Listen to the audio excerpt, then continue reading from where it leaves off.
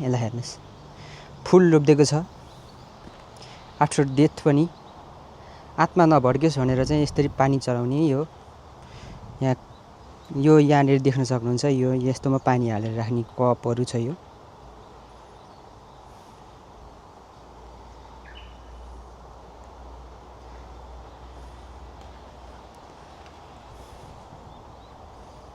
पानी यसरी राखिदिने चढाउने गर्छ। यहाँ आएर यो नयाँ छ, यो चाहिँ यहाँ नाम पनि लेखिएको छ, ताकाहासी सान। ताकाहासी भन्ने मान्छे चाहिँ बित्नु भएको र उहाँको चाहिँ यो अस्तित्वको लागि चाहिँ यसरी बनाएर राखेको छ। यहाँ सर्लक्क लाएर कस्तो राम्रो बनाइदिएको छ, हेर्नुहोस् त।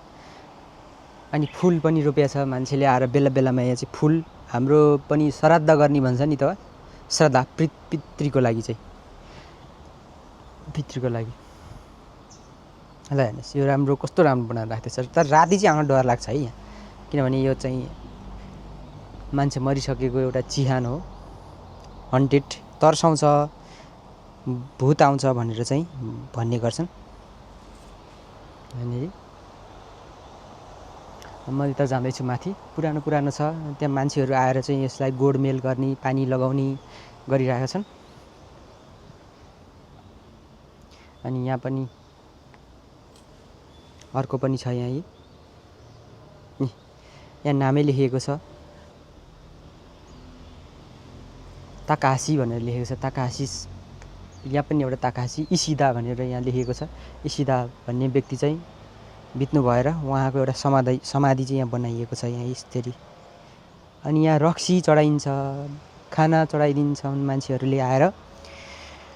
त्यहाँनिर ग्रिन टी पनि चढाइदिएछ, पानीको बोतल पनि चढाइदिने गर्छन् मान्छेहरूले। जसलाई चाहिँ अनि धुप बालिदिने, हाम्रो नेपालमा जस्तो सिन्के धुप बालिदिने यहाँ छ। यहाँनिर जुम गरेर देखाउँछु तपाईँहरूलाई, सिन्के धुप।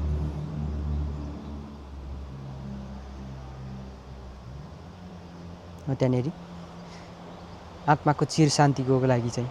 अनि यसरी शिलालेख लेख्ने, हाम्रो नेपालमा पनि हुन्छ नि त शिलालेख लेख्ने चाहिँ।